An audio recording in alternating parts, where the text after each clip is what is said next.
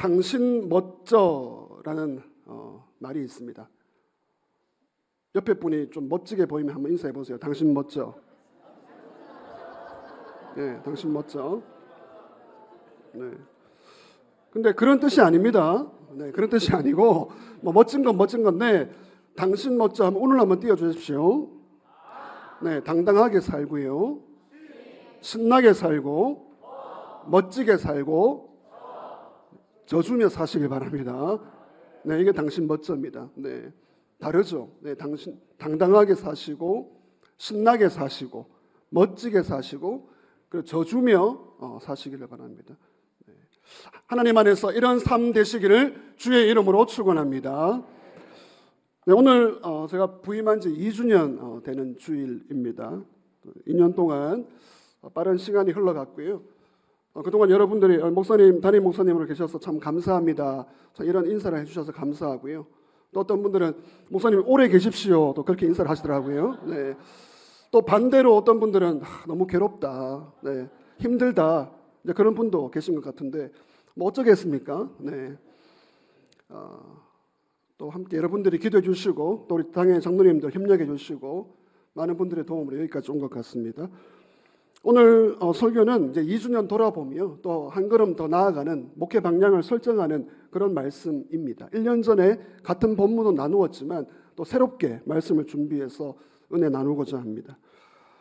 여러분 찬송가 96장을 아십니까? 찬송가 있으시면 한번 펴보셔도 되겠는데요. 찬송가 96장이 예수님은 누구신가? 이런 찬송이죠. 막 그렇게 잘 부르지는 않는데 참 귀한 찬송이죠. 예수님은 누구신가? 이런 찬송입니다. 자, 이름을 보시면 민로아입니다. 민로아. 작시한 분이에요. 민로아. 근데 옆에 이름을 보시면 영어 이름이 있습니다. 밀러입니다. 밀러. 밀러 선교사가 이 찬송을 작시한 분이에요. 밀러 선교사님은 이제 미국 선교사인데 이제 초기에 한국에 들어와서 이제 선교를 하신 분이죠. 1892년입니다. 여러분 도대체 언제입니까? 지금부터 뭐 130년이 넘는 그 전에 한국으로 들어와서 참 그 어려울 때에 복음을 전했던 귀한 선교사이죠.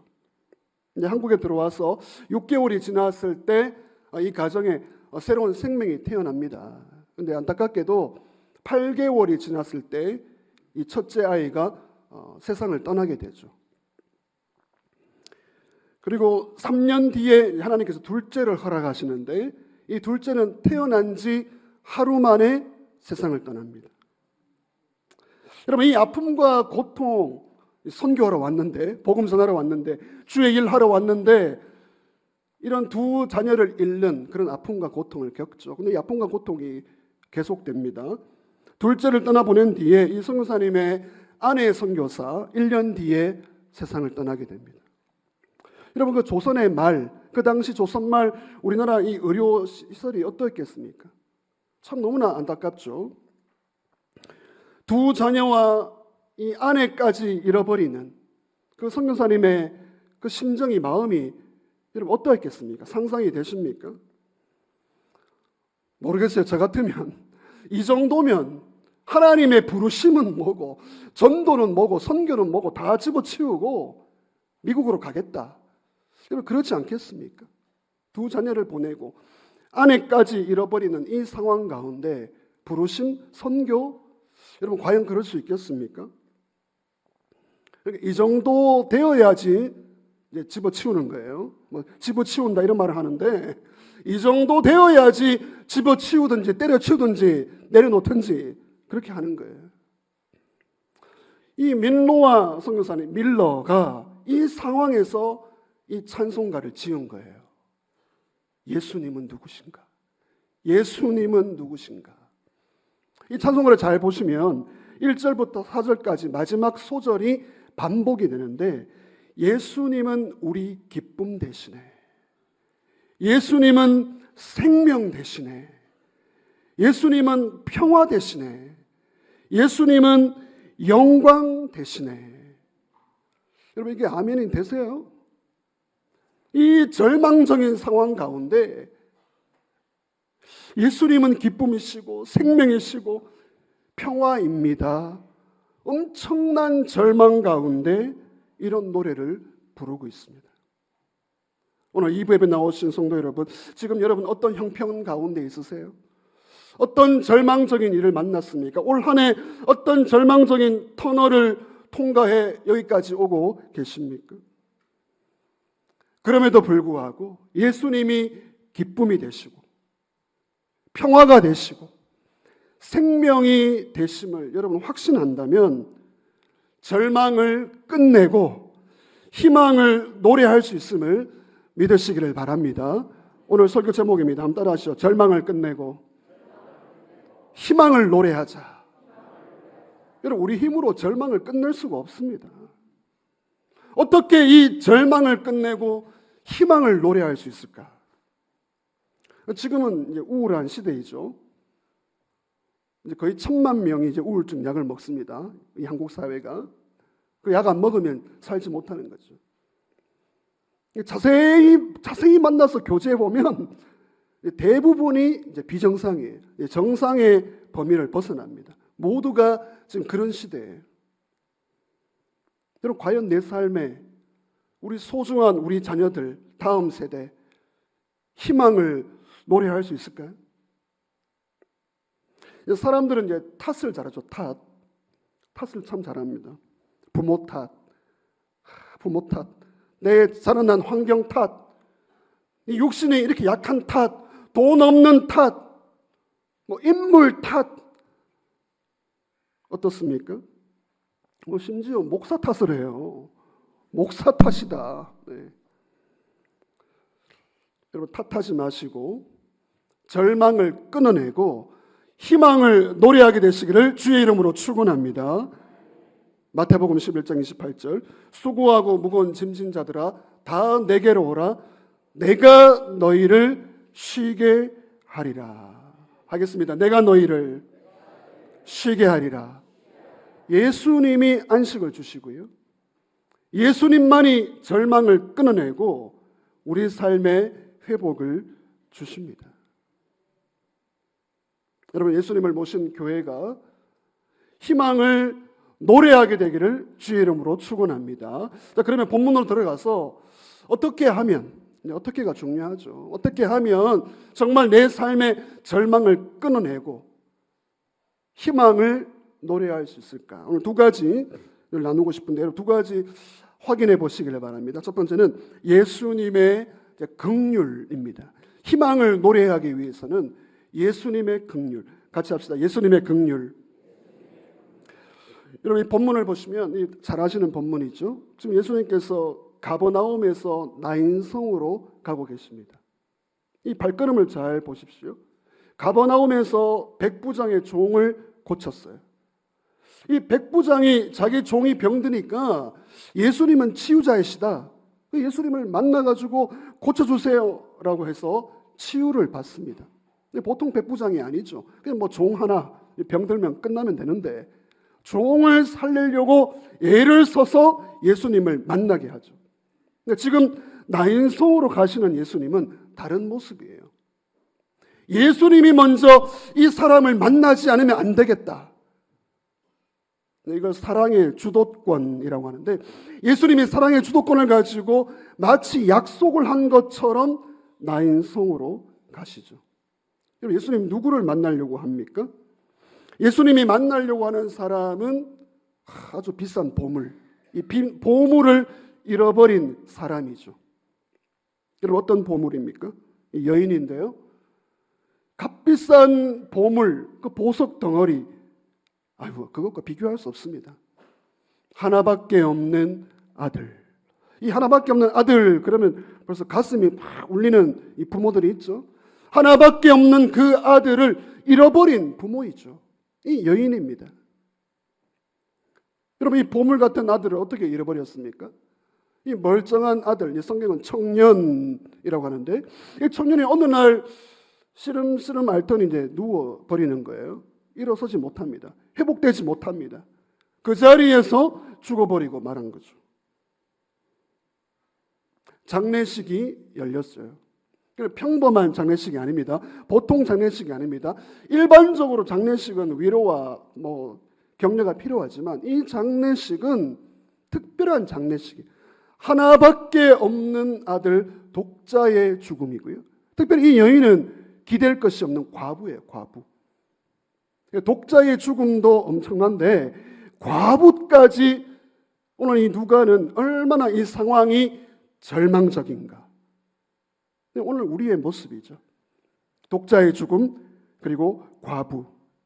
남편도 없이 아들 하나 믿고 살았어요. 이 아들만 기대었는데 이 아들이 죽고 나니까 숨 쉴 수가 없는 거예요. 이 여인은 숨쉬기 어려운 절망을 만났습니다. 근데 우리 주님 예수님께서 이 여인을 찾아오세요. 마치 약속한 것처럼 가버나움에서 치유를 하시고 나인성으로 가자. 예수님께서 13절을 보시면 이 상황을 다 보고 계시고 이 여인을 찾아오셔서 말을 건네십니다. 주께서 불쌍히 여기사. 따라하시죠. 주께서 불쌍히 여기사. 저는 이 신약 성경에서 가장 아름다운 단어가 바로 이 단어라고 생각합니다. 불쌍히 여기사. 이 불쌍히 여긴다.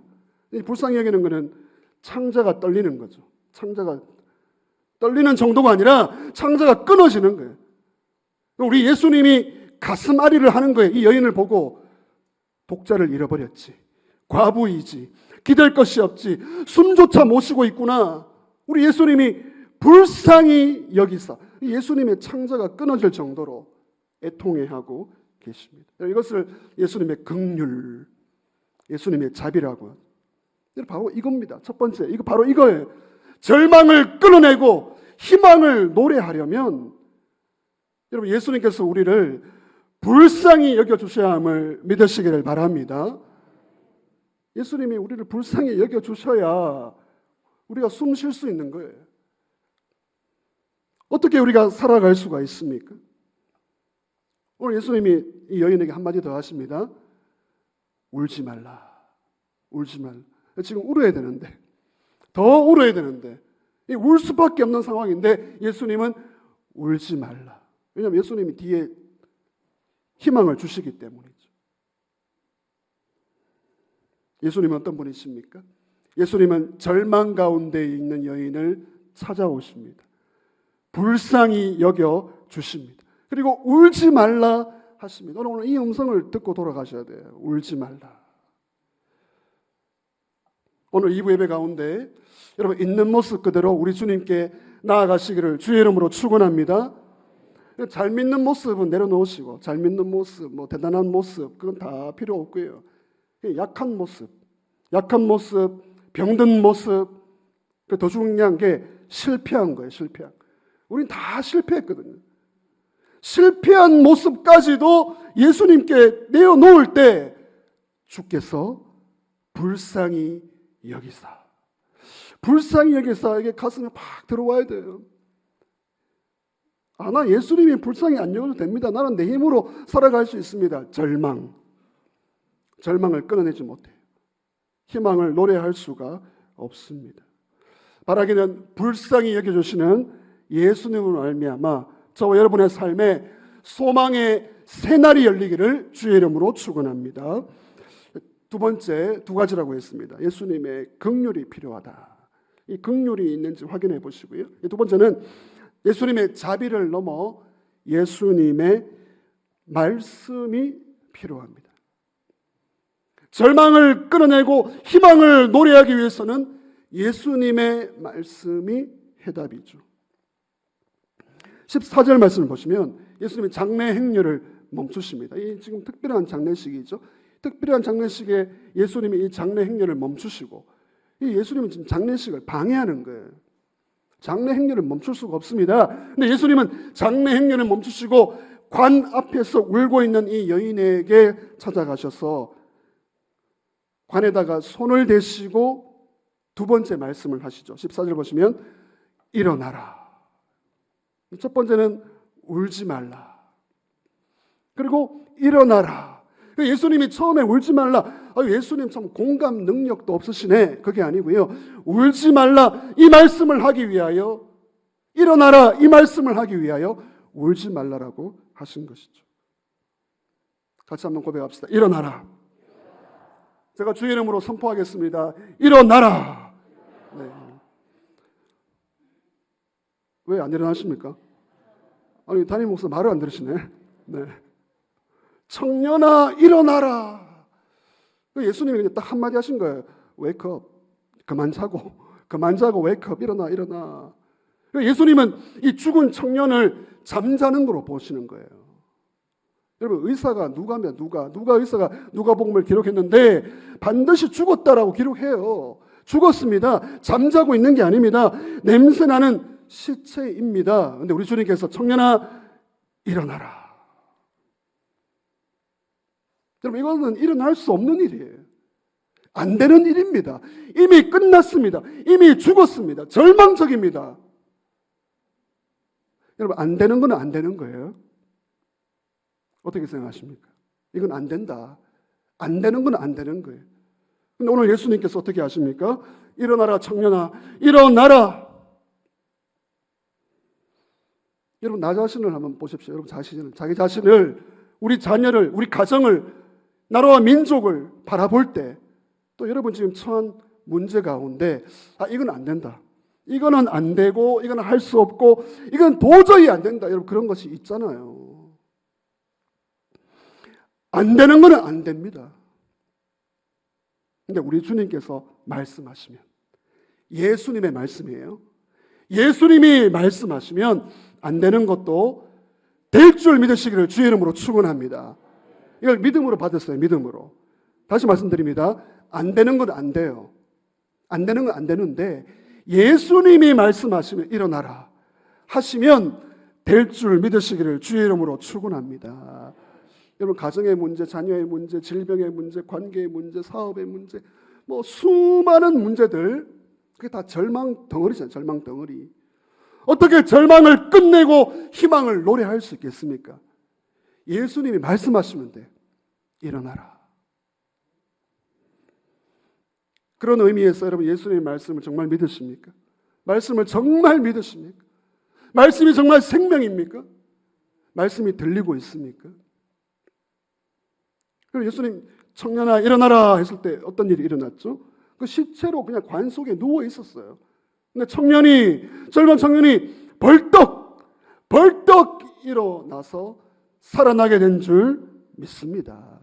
예수님 말씀 한마디로 생명의 기운이 들어오게 된 거죠. 일어나라 벌떡. 이제 벌떡 그러니까 생각나는데, 제가 부산에 있을 때 우리 저희 원로 목사님 돌아가셨는데, 원로 목사님이 제일 좋아하신 떡이 벌떡. 이 떡을 제일 좋아. 벌떡 일어나라.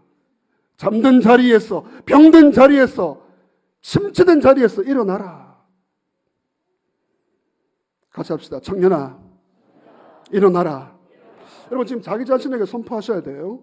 자기 자신에게 일어나라 하시고요. 여러분 가정에 지금 이 말을 들어야 될 사람이 있잖아요. 우리 주변에 우리 VIP들, 지역과 열방에 일어나라. 이 예수님의 말씀이 아니고는 그냥 절망 가운데 살아가는 거예요. 여러분 절망을 계속 절망하면 둘 중에 하나라고 말씀드렸습니다. 절망을 끊어내지 못하면 극단적으로 선택하든지 미쳐버리든지.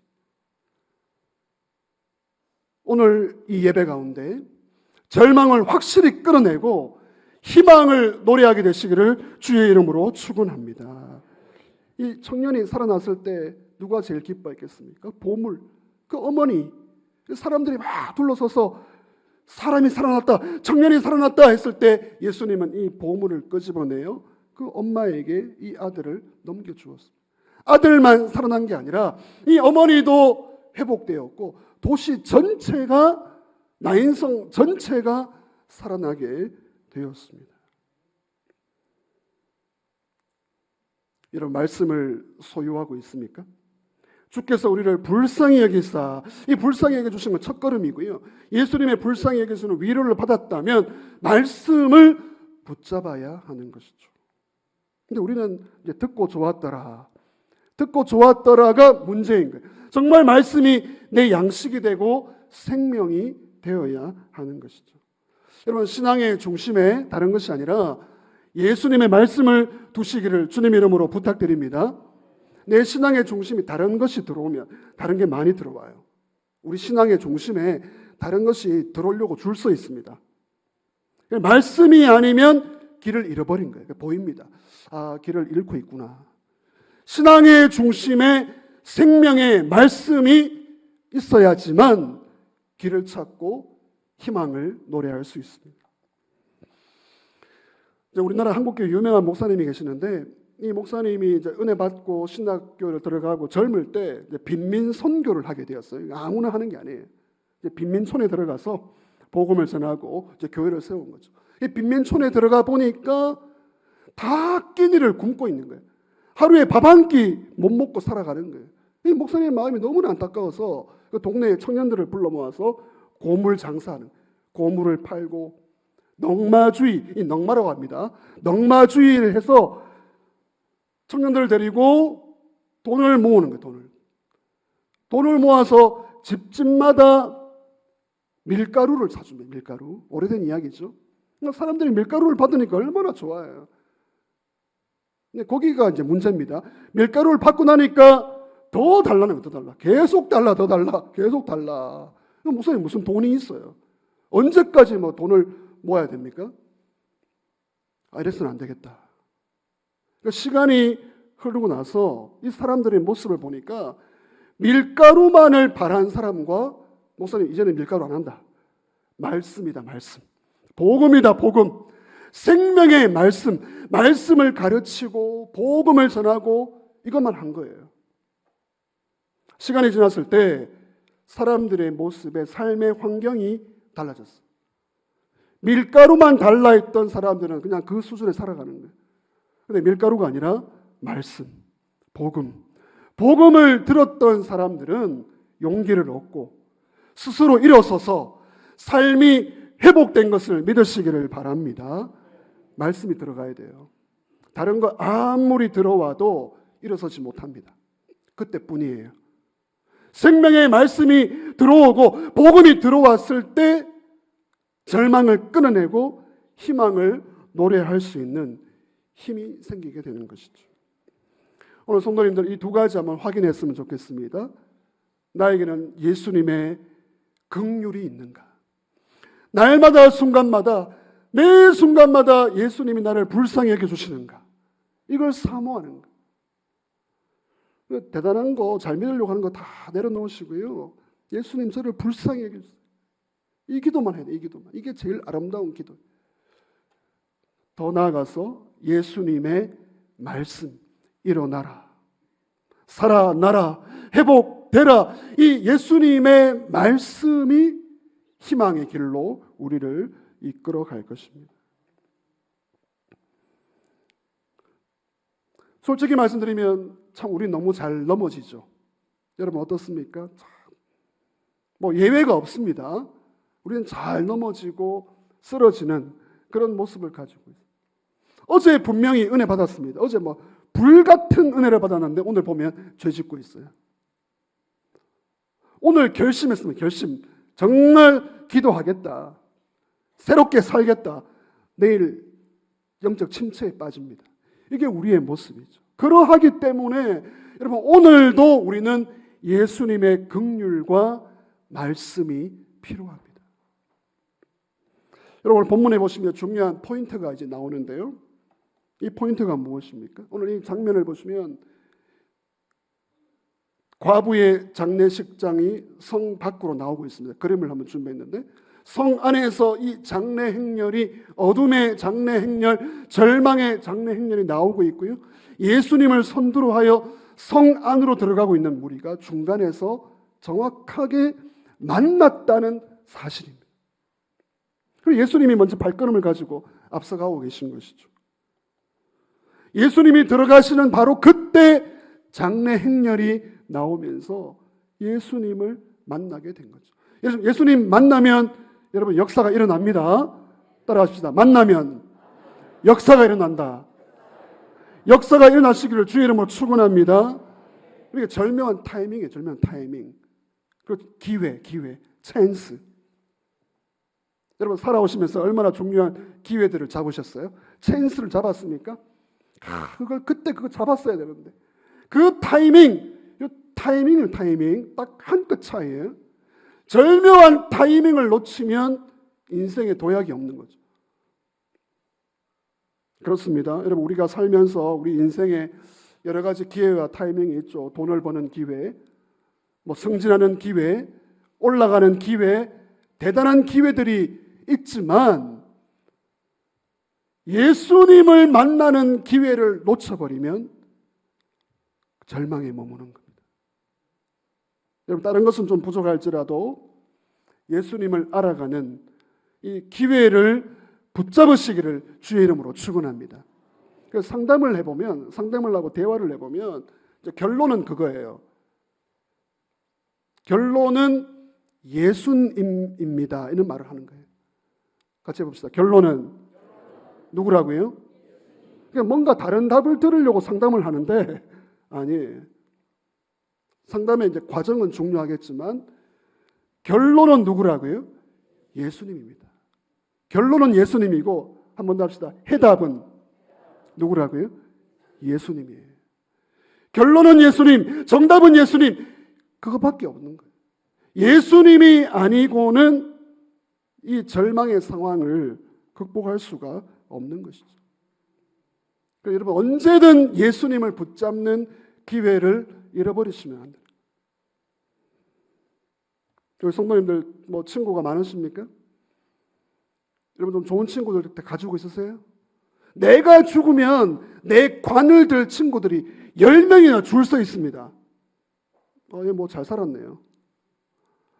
성도님들 뭐 믿고 있는 백이 있습니까? 백? 뭐 축하합니다. 없는 것보다 낫죠. 그러나 얼마나 대단한 친구가 있는지 몰라도 백이 있는지 몰라도 예수님과는 비교할 수 있다 없다? 이게 확신이 안 드세요? 예수님과는 비교가 할 수 없습니다. 친구들 좀 잊어버리고요. 좀 정리하시고 백 의지하지 마시고 예수님을 붙드시기를 주의 이름으로 축원합니다. 예수님이 주시는 생명과 은혜가 어떻게 그런 친구들에게 찾아갈 수 있습니까? 비교가 안 되죠. 정답은 예수님, 결론은 예수님.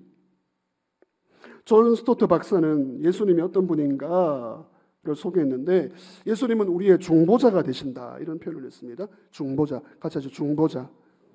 예수님이 중보자가 안 되시면 우리는 예배할 수도 없고요, 기도할 수도 없고요, 구원도 없고요. 예수님이 나의 중보자가 되신다. 여러분 중보자 예수님을 통하여서 우리는 하나님께 나아갈 수 있죠. 예수님은 생명이 되신다. 생명. 나뭇가지가 나무에 붙어 있듯이 생명을 계속 공급받아야 돼요. 여러분 지금 이 시간 생명을 공급받는 시간이에요. 지금 주무시는 시간이 아니고 생명을 공급받는 시간이라고. 예수님은 생명이에요. 예수님은 비밀이에요. 비밀. 예수님만큼 비밀. 예수님 다 알 수 없어요. 예수님 알면 알수록 새로운 분이에요. 예수님은 지금도 우리와 함께 하시고 영원토록 함께 하시는 줄 믿습니다.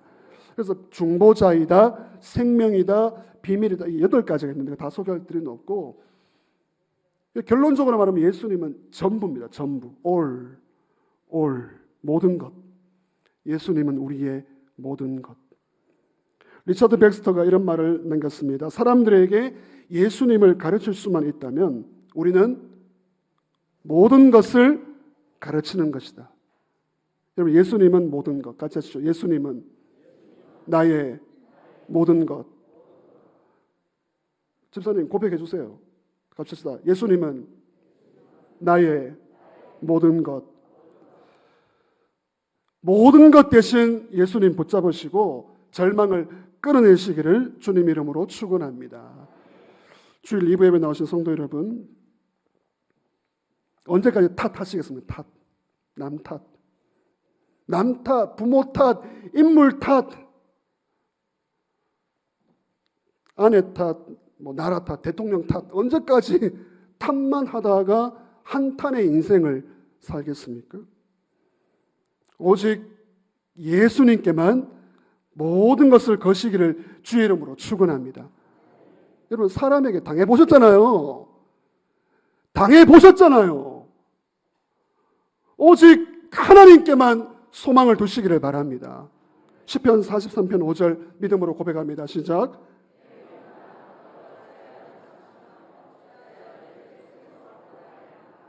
너는 하나님께 소망을 두라. 너는 하나님께 소망을 두라. 할렐루야. 여러분, 이 도시에, 이 지역과 열방에 이 나인성 과부와 같은 절망 가운데 있는 분들이 참 많잖아요. 두 가지입니다. 두 가지. 예수님의 긍휼을 전해야 돼요.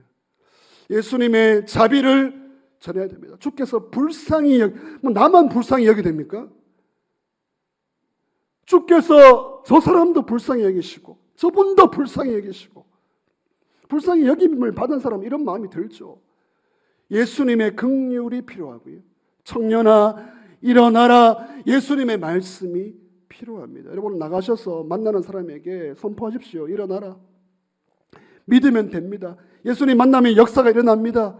일어나라. 선포하시기를 바랍니다. 어떤 교회가 되어야 하겠습니까?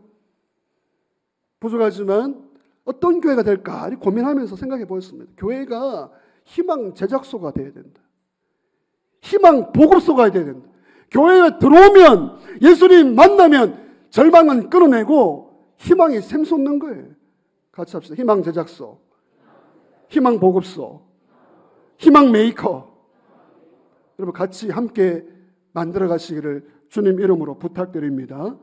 예수님의 긍휼을 계속 흘려보내고, 그리고 예수님의 말씀, 일어나라 생명의 말씀으로 저와 여러분이 살게 되고 이 지역과 열방, 도시를 살리는 생명의 통로가 되시기를 주의 이름으로 축원합니다.